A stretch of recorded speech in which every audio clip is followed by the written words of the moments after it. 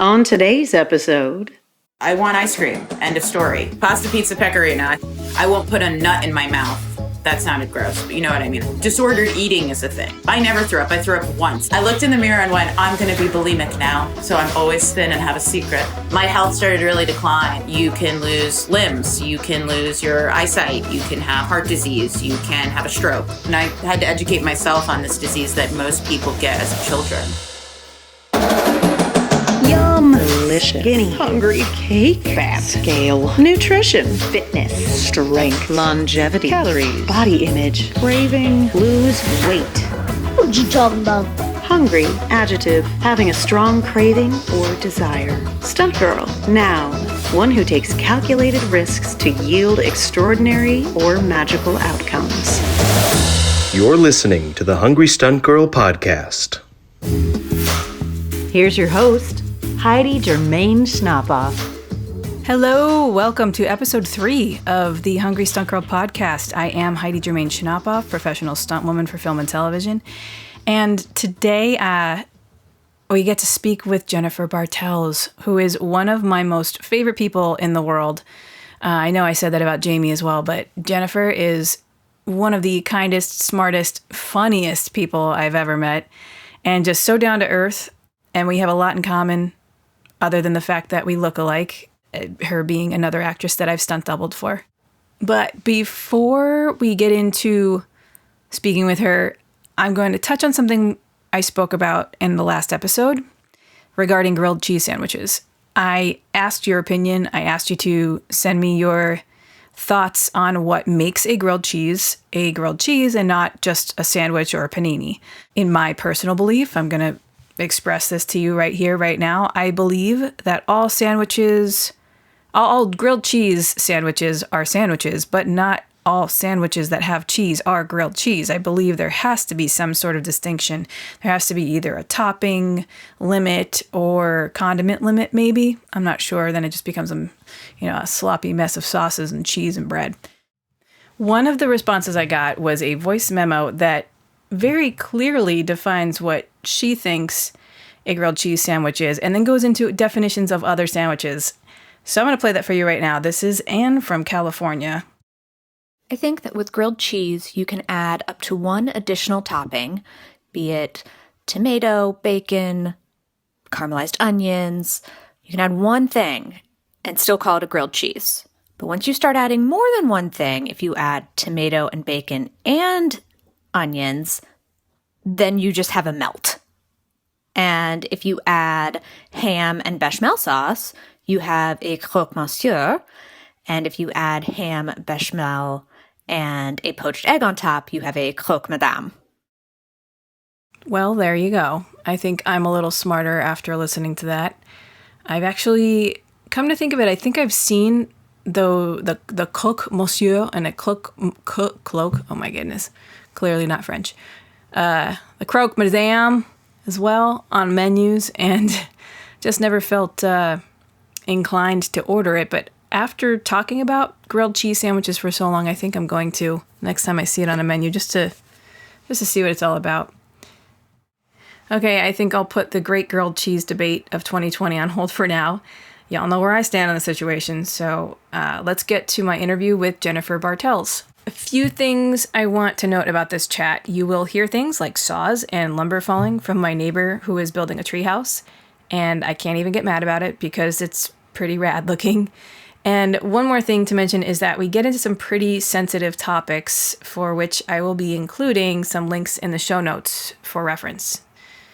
All right, let's dig in. Hungry. Stunt girl. My guest today is a Hollywood actress, writer, and producer residing in Los Angeles, California.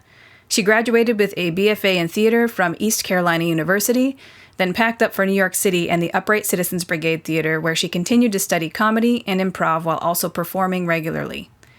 New York Daily News named her as one of the top 5 funniest women in New York City, and she was one of the new faces of comedy at 2013's Just for Laughs Festival. She can be seen on shows like Hulu's Shrill, Paramount Network's American Woman, the Fox reboot of In Living Color, Men in Black 3, and True TV's Friends of the People, where she not only starred but also served as an executive producer. After being diagnosed with type 1 diabetes later in life, she has been speaking openly about it in an effort to break the stigma attached to it. She loves food, she loves life, and she loves to make people laugh. What's not to like about my next guest? Please welcome Jennifer Bartels. Oh, that's great. I wish every day I woke up that someone just told me that and reminded me of the good shit I've done in my life. Oh, all right. I'll put that on my alarm. Maybe I'll send you a text every morning. So do you want to start by telling us a little bit about your background, where you're from, kind of leading up to college and going to school for theater and all that? Yeah. My family's from New York, and but my dad was in the military, so I was born in Elizabeth City, North Carolina, because he was we were traveling for his job in the Coast Guard. And so I'm not, I'm a New Yorker at heart, I feel like, but my family is, I'm from Elizabeth City. And then when I was 4 years old, we moved back to New York, and I wanted to be a dancer for as long as I could remember. And then when we moved back to North Carolina when I was 11, I was bullied really bad, and my mom didn't really push for me to keep dancing, and I think I had some social anxiety I didn't know I had. You were bullied? Oh, yeah. Oh, my God. People in North Carolina are the type of people that are really sweet to your face, but then, they're like, hey, how are you? Where are you from? And I'm like, I had this horrible Staten Island accent, and I was just kind of an odd duck. And kids at 11 are not also the nicest. So it just was I love North Carolina now, but I think there's this idea that Southern hospitality means sweetness and hugs and tea, and the people weren't the nicest to me. Aww. So I got into I started to realize a coping skill was comedy. And then people would tell me I'm funny. So I was like, oh, okay. Sometimes you don't know. And then I got into theater in high school and kind of just took off from there. Studied it in college, and then moved to New York and did Upright Citizens Brigade, and always knew I wanted to perform. I just kind of didn't know exactly what avenue that would lead down. And you wanted to get back to New York? You felt like that was the place to be? Yeah, I was going to do Broadway. And then I got there and I was like, I don't sing a lot. I mean, I sing drunk, or I sing at karaoke, or I sing in the shower because the acoustics are good. But I was like, I'm not going to do the straight plays. I mean, I'm an actor, but I didn't want to beat the pavement and try for the one role that was available on Broadway. So I looked to other opportunities, and Upright Citizens Brigade was starting to just really take off. And I got really lucky that I chose to train there and be surrounded by such smart, talented people. And then it just, when you're around good people and you surround yourself with good people, you kind of run with them. Did you seek out a comedy or improv group before you got there, or was that something you just heard about and you thought, that might be cool? Or no, I mean, I did some improv in high school, and it was a horrible experience. It wasn't very supportive, and the woman, who will remain nameless, was not the nicest, and I hated it. And I think you should feel supported as an actor and as a performer, because you're being so vulnerable if you're doing it right. And so your first few experiences, if they're rough, they can really poison you. So I kind of backed out of improv and did more straight theater in college. But then when I got to New York and I realized I wasn't going to pursue Broadway, I just kind of went all hands in, and it was a really supportive community. And then I did all these little indie groups and performed too. And, it was very stand-up grindy, but it was improv, because back in the day, improv wasn't as prevalent, I think, as it is today. So yeah. And then I just it kind of worked. I got stuff out of it. I was discovered on a stage, which is a sexy story. So that is pretty sexy. What was it on the stage at UCB? Yeah, UCB. I got my commercial agent. I got my manager, and I didn't have to kind of do what I think a lot of people have to do. And I mean, I did the work, but I'm saying it was a very 1980s cool. It felt very old school. They found me, and afterwards were like, I want to work with you. And I was like, cool. I mean, I could have been murdered, but everyone was very nice. I'm glad you weren't. Thank you. I think everyone's glad you weren't. Was that the one at 26th Street or the one downtown? It's the one on 26th Street in Chelsea. Yeah. All right. Yeah, UCB is really. I'm very thankful that I chose that, and in a way, it chose me. So very thankful.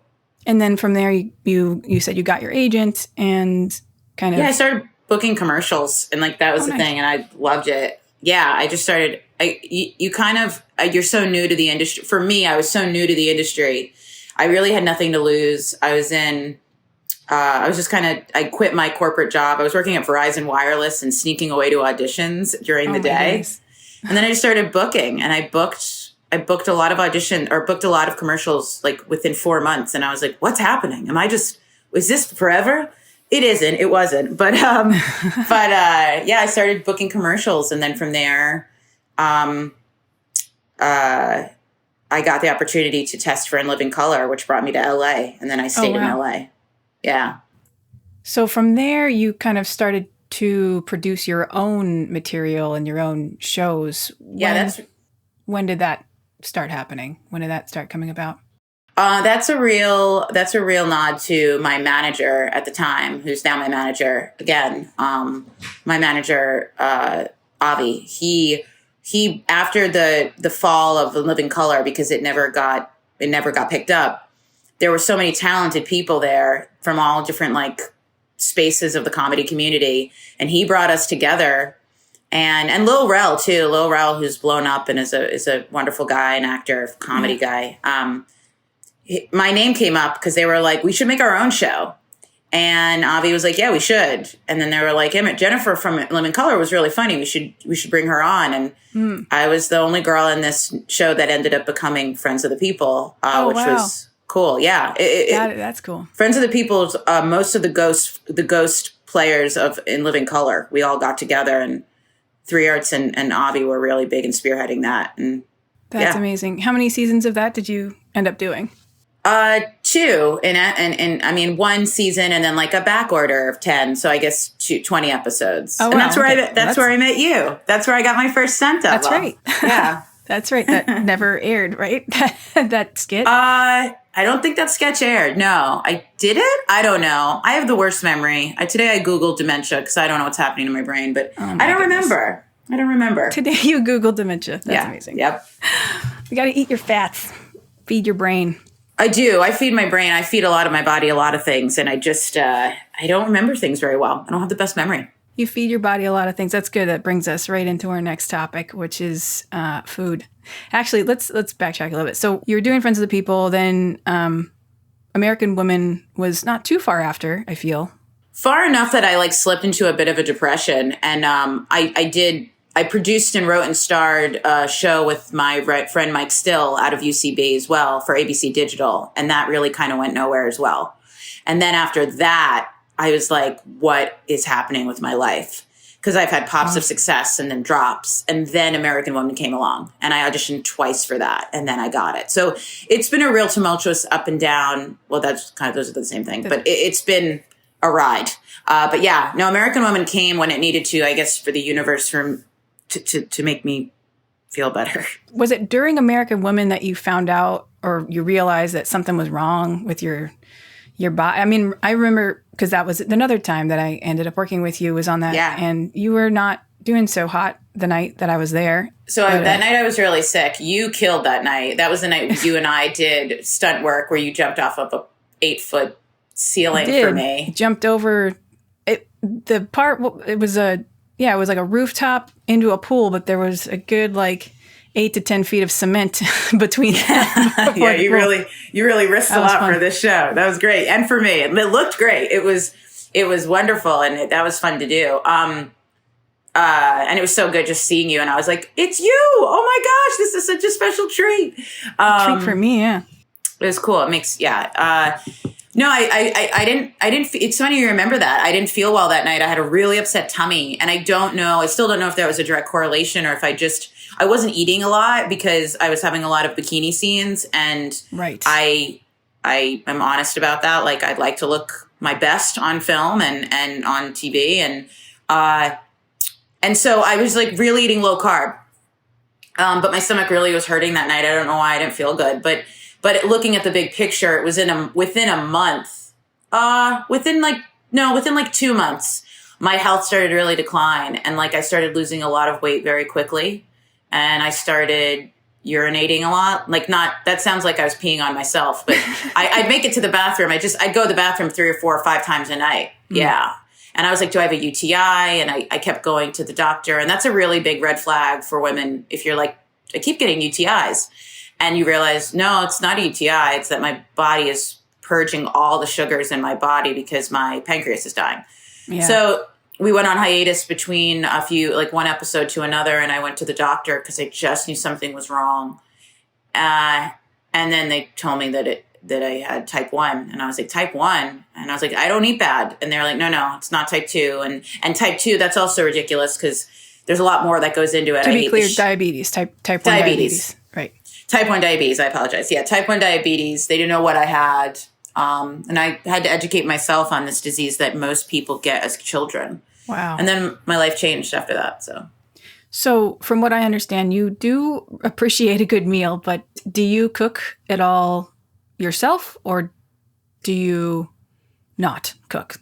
I don't cook as much. My partner cooks more than me. I don't cook that as much, but I enjoy food. I'm realizing it's really interesting during this quarantine, realizing the relationship I have with food and body image. Ties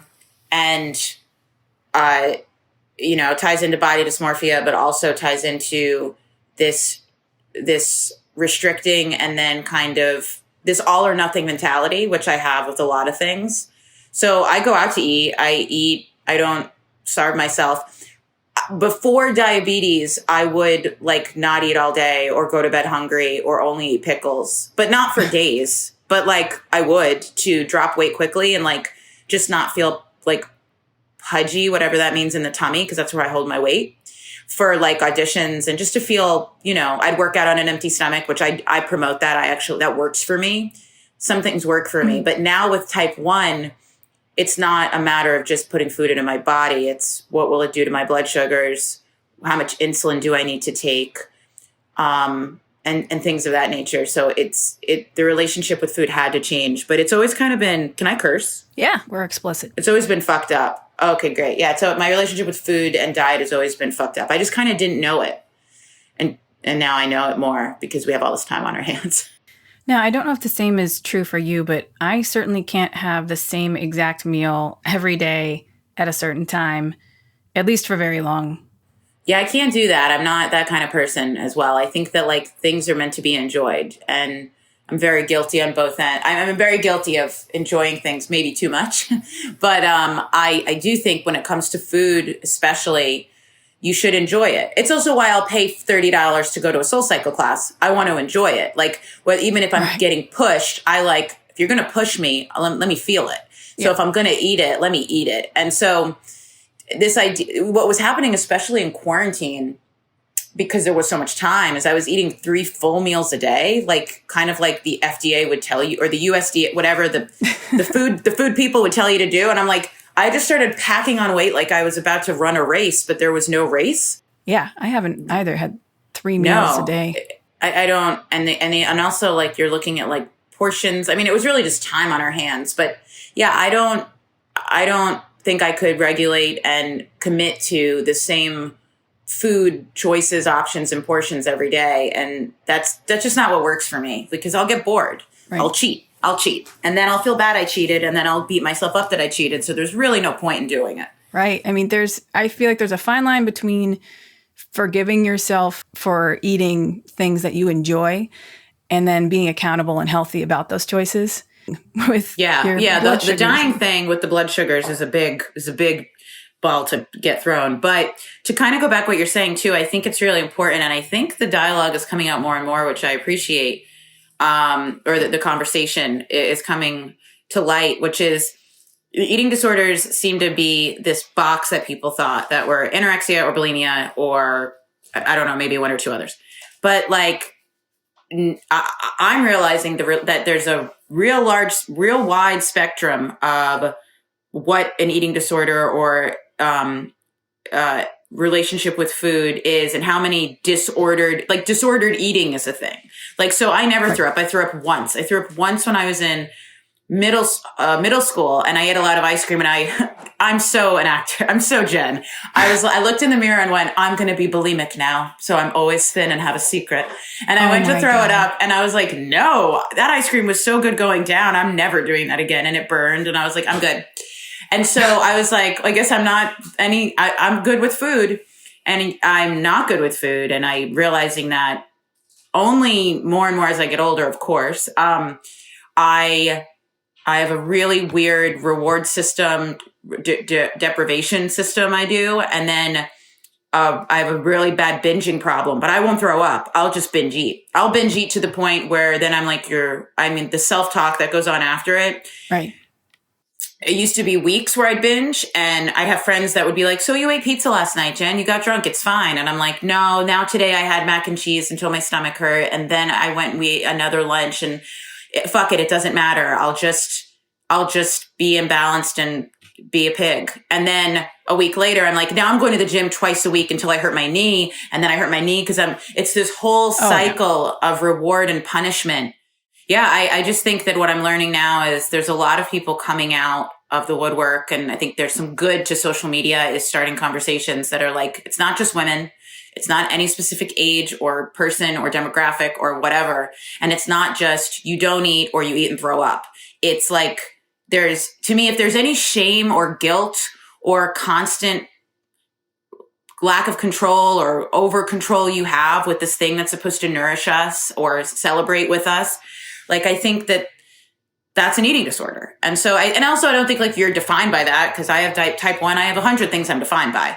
But I'm just realizing more and more like to be kinder to yourself, which is so easier said than done. And every day it's a struggle. Every day, like being an actor, being someone that's sensitive, empathetic, my body's being judged. I'm an aging woman. I get it. I live in Hollywood.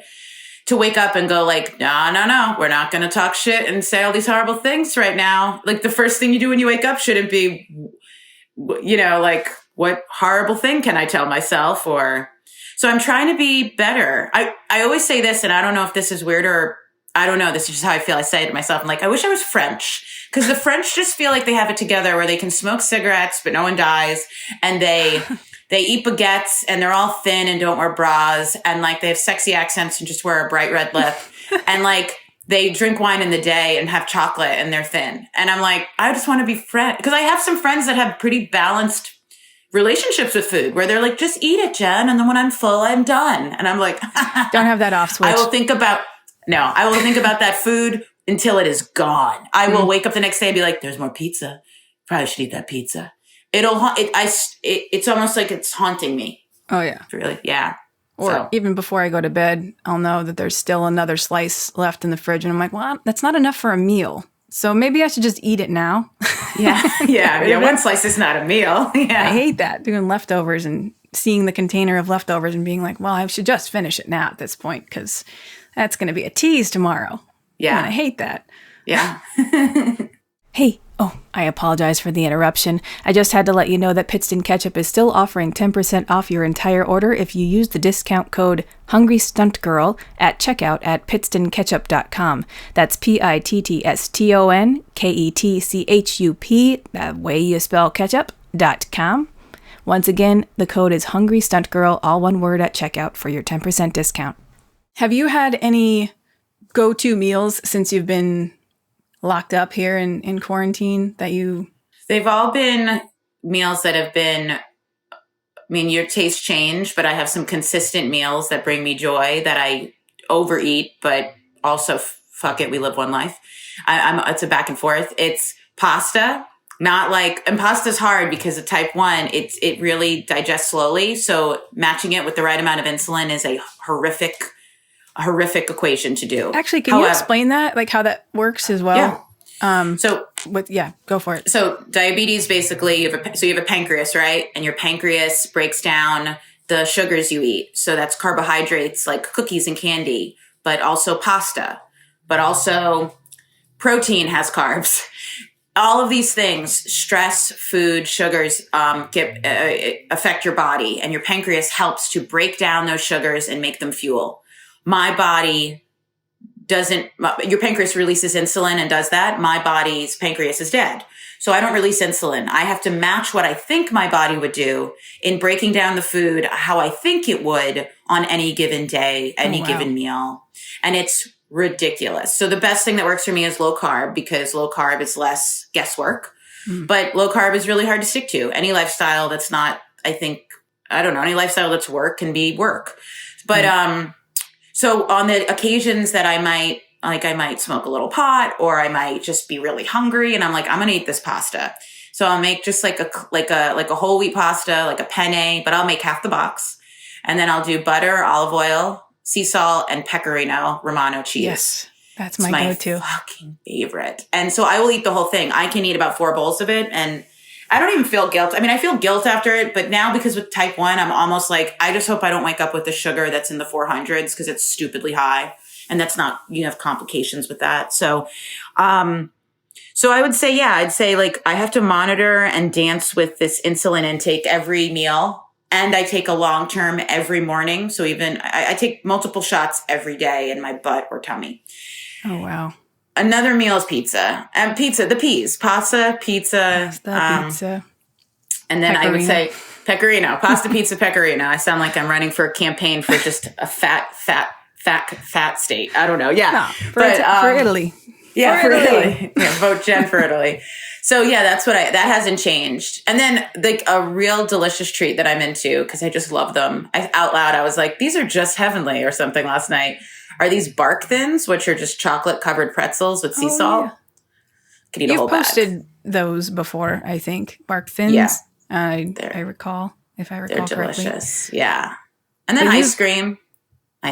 Oh, what's your favorite ice cream? Chubby Hubby, or this new, oh my God, Chubby Hubby, or there was a new one or Netflix and Chill. It's a brand new one from Ben & Jerry's. Could eat the whole pint. I know it well, unfortunately. I could eat the whole pint. And ice cream is a real tricky one for type 1s because it breaks down so slowly because it's high sugar, high fat, that if I take it at night with insulin, it's always a fail usually that I will keep my numbers steady. I'll spike and then drop. So I try to, but I don't want to eat ice cream during the day. That's like, I try to be really clean during the day. That's another weird thing I have. I would never eat ice cream in the daytime, but at nighttime, this little fat owl comes out. And it's not even the way I'm talking to myself right now is so battering, like fat owl, because I want to eat freaking ice cream. The way we talk to ourselves is so messed up. I want ice cream. End of story. You know, if you eat it every meal and you can't fit in your pants, then address it. But like, don't shame yourself for wanting ice cream. Right. Anyway, it's a lot of quarantine thoughts. It's Cat true. came out. Yeah. I mean, it really is that fine line between, eating to fill your soul, but also, being responsible. And the thing that works for me is I take the pint and I'll put a couple spoonfuls in a dish and I'll put the rest of the pint away. Because if I hold it and I say to myself, I'll just eat half now. Does that ever work? Does that work for anybody? No. I mean, if I'm doing carb manager, which like, I don't want to be like, I'm not promoting anything, but something that works for me with in tandem with my type 1 for my blood sugar and my weight control, which was, I don't use it now with quarantine because I'm being kinder to myself and we're staying at home and everything's different now. So I'm not I'm not being as regimented, and I'm okay with that because I'm trying to look at this as a positive reset for myself. But this thing called Carb Manager is an app that my partner got me on, and it's basically it does what is it called, macros. So it's like macros, whatever it is, where the grams of fat, protein, and carbs, right. Mm-hmm. And it really works for my type 1, and so I can measure out ice cream and eat it. But my rules and weird things I have is if I'm going to eat ice cream, I want to eat a lot of ice cream. So then I just won't eat it for a while or keep it in the house. And then when I do eat it, I might eat almost all of it. So I'm kind of, again, I'm an all or nothing girl. And I don't know if there's a right or wrong to that, but it's kind of how I always have been, is like that way.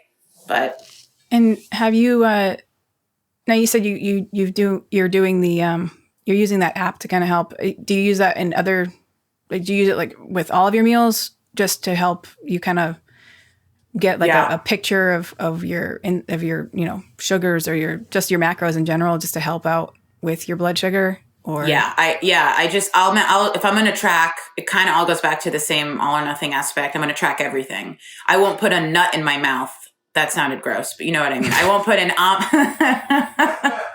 Me neither. It's just a laugh from the other rhythm. I won't put an almond in my. I won't put an almond.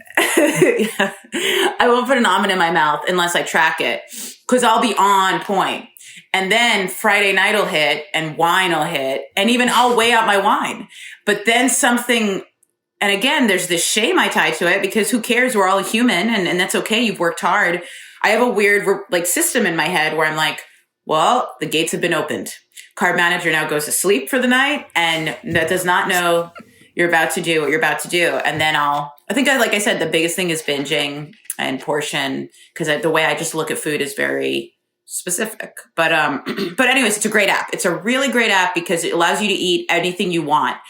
And then it really does, I think, especially for people who struggle with blood sugar issues.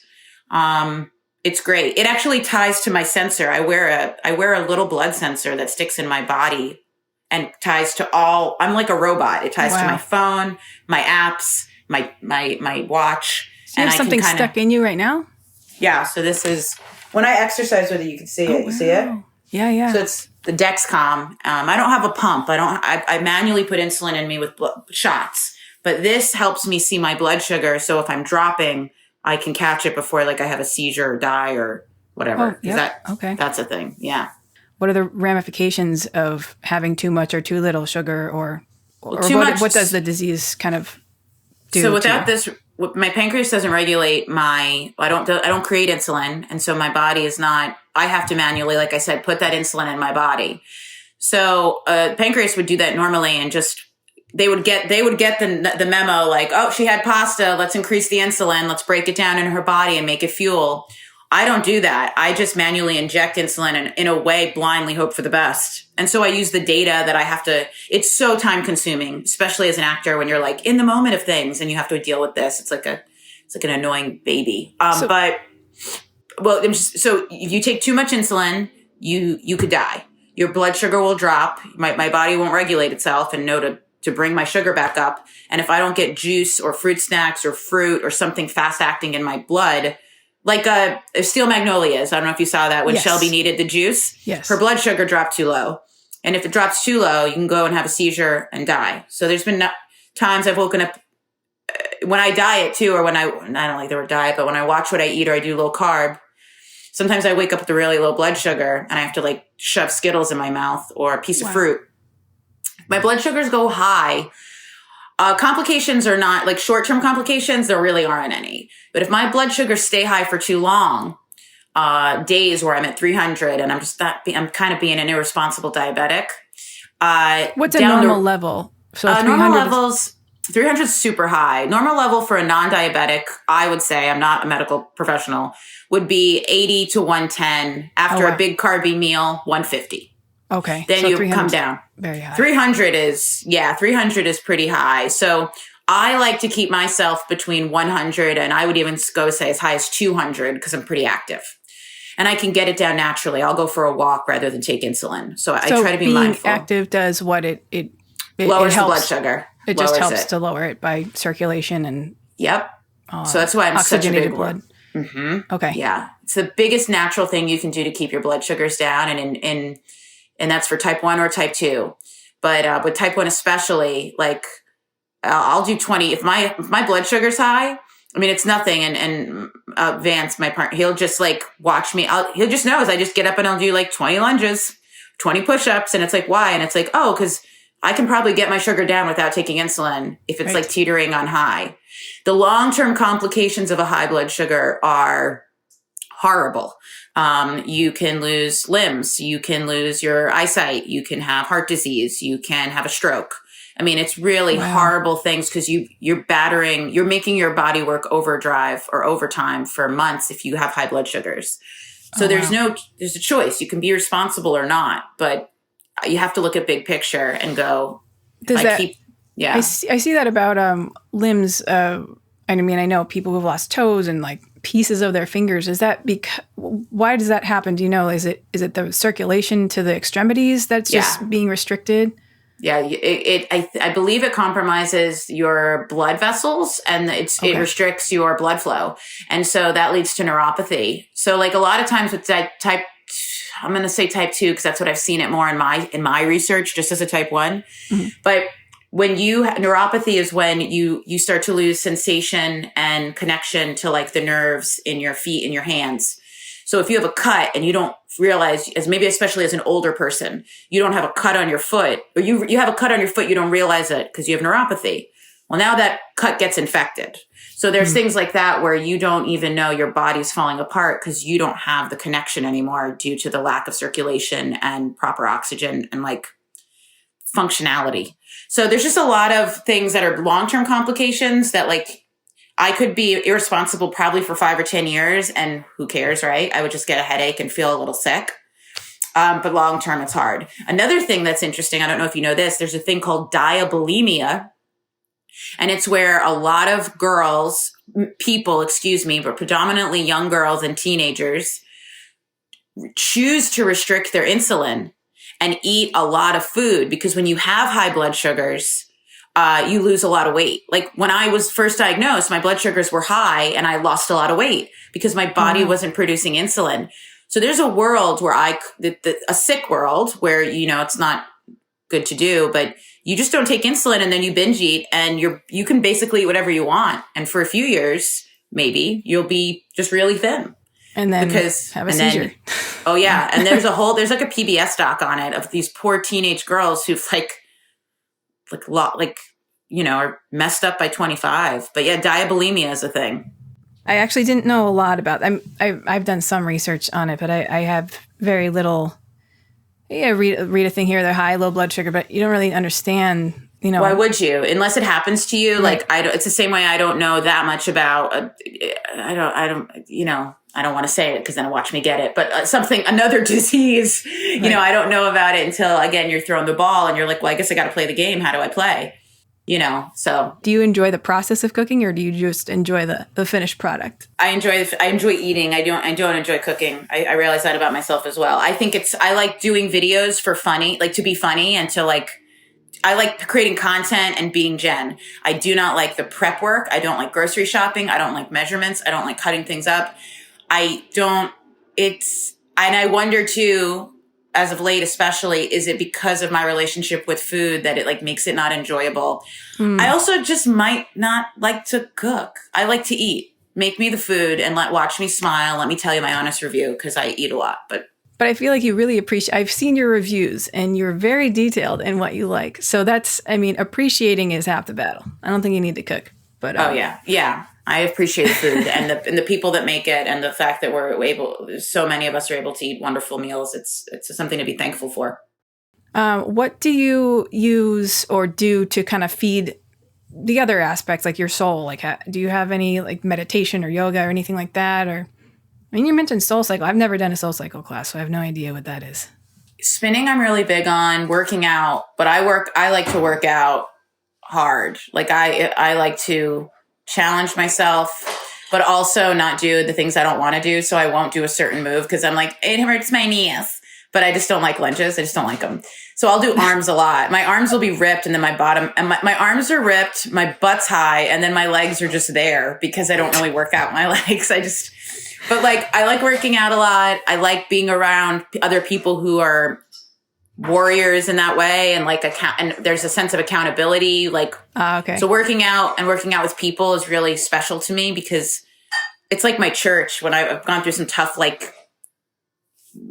hits in my life or breakups and stuff, and my church was legit flywheel, which was a spin thing here for a while, or running outside was really magical with a really great playlist, and I feel very dramatic and in my head, and my imagination goes wild, and I love that. And then I write sometimes. I journal heavily, and then I'm an all or nothing, and then I'll go 3 months and I'm like, where's that journal?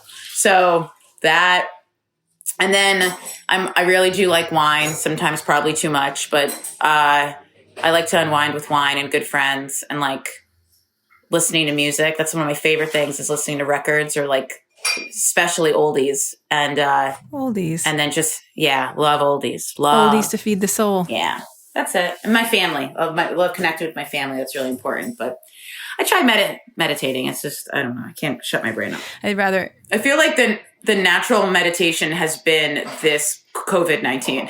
COVID-19 was like, for all you fuckers who that don't want to be alone with your thoughts, get ready. Yep. And like after the house party and the Zoom calls and the happy hours died away, I literally would have days where I'd just take a bath. That's new. I don't ever take baths. I'll just sit in the bath for like an hour, like an indie film, and just like kind of cry and be very sad and then just still realize I'm there. It's unintentional meditation is COVID-19, I think. So maybe. Oh my goodness. That's a good one. Where do you get your knowledge for helping yourself? A lot of self-help books, a lot of self-help podcasts, anything from wellness and nutrition to type 1 to autoimmune diseases to being an actor and how hard that is. Like, a lot of, I just like to find other people who I can align with and then like hear their stories. And it makes anything that can make someone feel less alone. I'm really big on that. And I really hate bullies, even though we're all older now. I think they still exist. And I'm not a fan. That's a word. I hate is a strong word. But so anything that like helps me feel less alone. And that includes, lots of books and podcasts, more books than podcasts. But like any book in my library that I'm staring at right now is just like self-help. Like that's looking at mine too. I have. Yeah. I guess that's it. I'm trying to think of like other things of how I find my information. Trying to actively listen. I know like that's been a thing that we've gotten so wrapped up in our own stuff. And I think maybe it's even more so for performers that I'm trying to like learn to really listen to when other people talk. I feel like I listen and I listen in scenes and I listen when I'm in the moment and I'm reacting off the other person and that's my job. But sometimes I'm either waiting to say something or I'm excited or I'm just not, I'm trying to really learn. And again, COVID's done this a lot is really listening and appreciating other people and what they have to say. In an effort to be a more active listener, I would completely forget anything I was just thinking about. And then it comes to my part of the conversation. I'm like, I have nothing. Yeah. It's gone because I was paying attention to you. So it's a compliment. And I think it's a compliment. I'd rather hear that than be someone who's chomping at the bit, who's not listening to me, but like listening at me or like waiting for their chance. And I think another thing that I find I tend to do, and that's just my own insecurities and like my own introvertedness, because I feel like people think I'm an extrovert and I'm like, no, I'm kind of pretty shy and have a lot of, like, I'm pretty just secure in my insecurities, but I have a lot of them, is when I'm talking to someone, I'm trying to be really mindful of like, not going like, I hope what I just said didn't offend them. And I hope that da-da-da and da-da-da-da-da-da. And do they like, and are we even really friends? Like I'm getting in I go down wormholes. I think I don't know what I am, but yeah, I'm me. Start. Or if you can't control it, it happened today. I got a kind of a sharp text from someone I thought was a friend, and I worked through what did I do? First I'm like, well, what did I do? And I'm like, no, I didn't do anything. There's a chance I didn't do anything, and and also I'll like feel it in my gut, and I'm just like, I can't control it, so I'm gonna let this story I was gonna make up go. I'm gonna. Like the world is not out to get you. And maybe if someone is, who cares? Don't spend the energy on that person or that thing.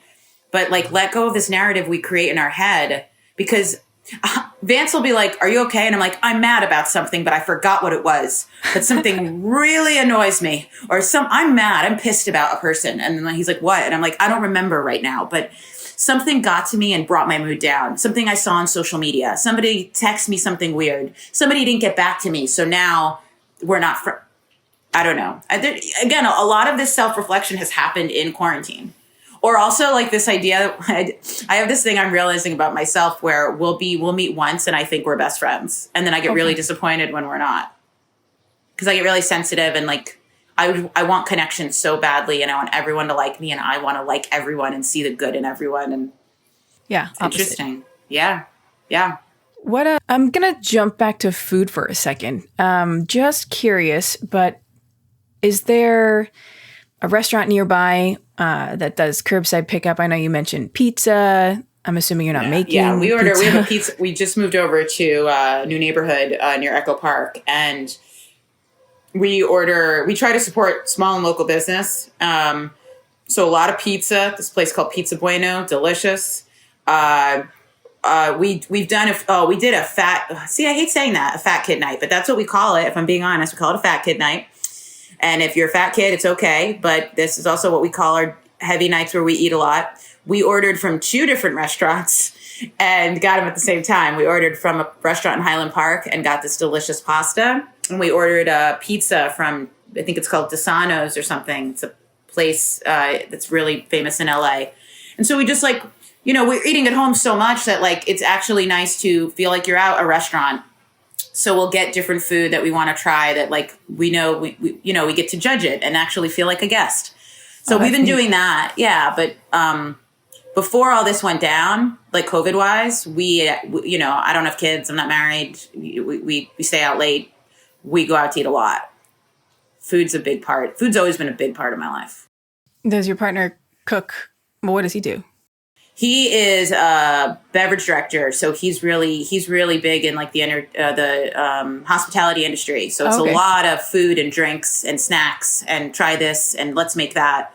But he's also really, really one of the best cooks, the best cook I've ever had in my life. The best cook I've ever had in my life. He can make anything delicious. Things that I'm like, I won't eat that. And then he lets me try it and I eat the whole thing. And then he gets mad because I said I didn't want it.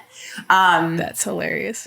But yeah, he's a really wonderful cook and he really cooks clean. He's the one that got me on Carb Manager. So he's he's really good about, as good as someone can be without it getting annoying, because I'm sure it gets annoying to have type 1 and to date an actress. But it's a good combo. At times, it's a combo. I don't know if it's very specific, but he's good. And that's good too. We have that balance. But he also loves food like me. So we go hard. But then we'll do a workout and go hard. So, So balance without, I guess, it sounds to me as though you're trying to find a balance without getting too extreme on either end. Balance without restriction. And I think balance without restrictions,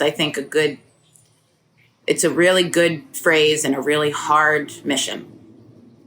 And that goes with everything. 1 glass of wine or 5 glasses of wine. It's going to bed early and getting up early, or going to bed late and screw it, we'll sleep in all day and just veg out on the couch. Where's that balance and that forgiveness if you do that to learn from it and listen to your body and maybe be better next time? I don't have that skill. I'm working on that. Yeah, I think we all are. Yeah. In some way. Even those that have it together. I mean, it's still a struggle. Yeah, I don't think anyone has it together. I don't think no one has it together. That's the one saving grace that I know is no matter if you say you have it together, you're probably the one that least has it. You don't, then where's the crack? Because I know there's cracks in you. So I just feel like it's better to be honest and put what you want out there to let people know, A, again, you're not alone, and B, everyone has their shit. Well, that is certainly true. Actually, before I leave you, or before we leave, I wanted to see what you were working on right now. Do you have something that's okay premiering right now, or something that you're working on or writing? Obviously, the productions aren't pretty much not happening right now. Yeah. I had, during quarantine, when quarantine first hit, I had a really nice guest spot on Better Things, which is one of my favorite shows on FX with Better Pamela Things. Adlon. Yeah. So I got to play this really fun Romanian woman named Rosalia. And then, which was fun because it's so cool to book roles that in a way you think you're I'd never get this. And then you get it and you're oh, Jennifer, stop talking yourself off the ledge. You might still, I don't know the right way to say that, but stop getting in your own way. And then I have a commercial that was really fun to shoot with this 80s band Rat that just came out from Geico. And that started airing in quarantine. And I'm let it air. It's great. It's fun to do and to have people that I used to love and know reach out to me, and my family's proud, and it's fun to work with cool people, and everyone was great. And then I'm writing a new script right now, and it's the thing I'm most proud of because I've had the time to reset and use this time to really comb through with my writing partner. And it's just something I'm really proud of. So looking forward to pitching that. Yeah. I want to write and produce. I want to star and stuff, but I want the final say. And like when I have the final say, it seems the product turns out to be better. And do you like to direct as well? Or I've never directed. Really? I would love it, but I've never done it. I'd have to shadow and I'd want to do it right. I think I'd be a good acting director because I've worked with directors who are actor directors who have either like Bobcat Goldthwait. Yeah. He was directing our episode. Oh, that's right. I've worked with him since too. So that's pretty he's brilliant and kind and patient, and it gives you space to play and feel safe.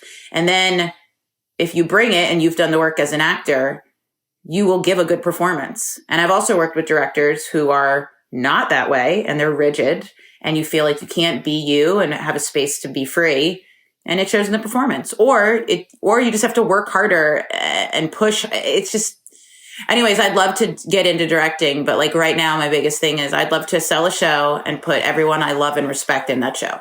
That's because there's a lot. We use the same 20 people in Hollywood, and I love those people, most of them, some of them, but there's space for more types of people and more people that like don't seem to get that break. So, right. Yeah. And I think there's space for everyone. And that's really hard to remember because especially with social media and like this industry is so cutthroat and hard at time, hard period. But, that there's space. There's no other Jen Bartels. There's no other Heidi. Like, so you just have to know that like what makes you need to know why you should be at the table too. And if you can know why and you belong there, then just show up and like someone will feed you. I don't know. You might just get a little snack. I don't know how to solve it. Yeah, it makes sense to me. It does make sense. I loved that I take pride in that I'll be on set and it's like, she was a joy to work with. She was really easy. She was really prepared.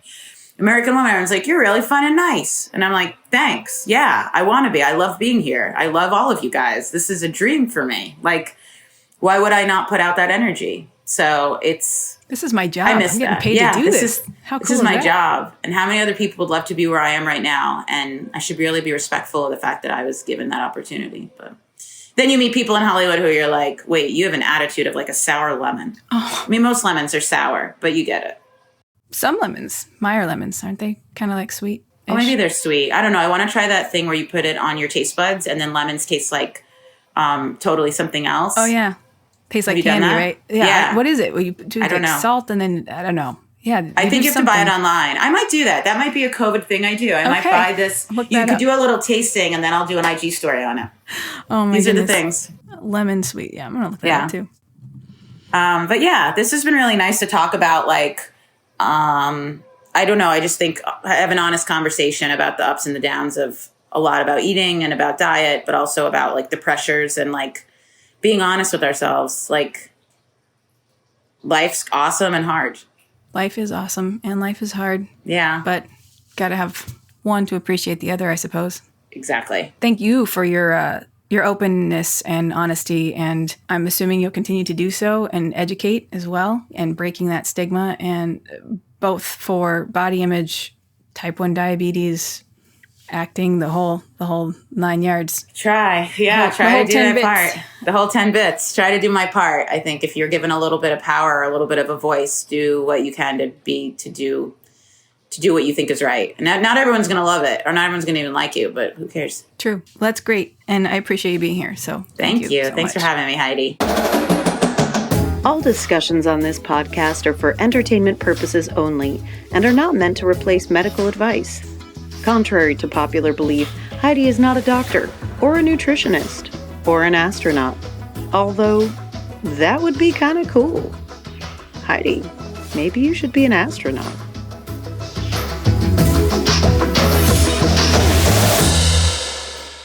Hey, thank you so much for listening. And if you could do me one super huge favor and click that subscribe button as well as clicking that 5-star rating, I would be so grateful to you. Support comes from sharing this podcast and ratings from people like you and helps keep this podcast afloat. So thanks again, and remember, stay hungry.